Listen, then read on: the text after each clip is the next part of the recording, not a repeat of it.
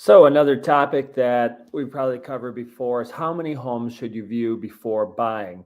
And that answer really depends on you. So for example, a few years ago when we bought our last home, I think we looked at two homes, but I look at homes all the time. So we had a certain niche. Maybe my wife drove by a few and they were thinking about some, meaning her and my stepdaughter, and we ended up going inside of two. And then making an offer on one, and then it slowly worked out just based on the time of the market.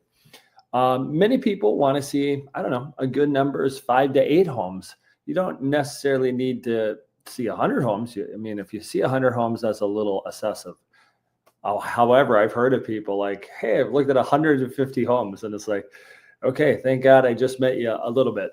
I think of one person, must have been like 2007, 2008, somewhere a long time ago. And I remember I met them. They had been looking for a while, and they said that to me. Like they'd looked over 100 homes, and I think I showed them about 30 homes in a quick time frame, and then they did buy a home.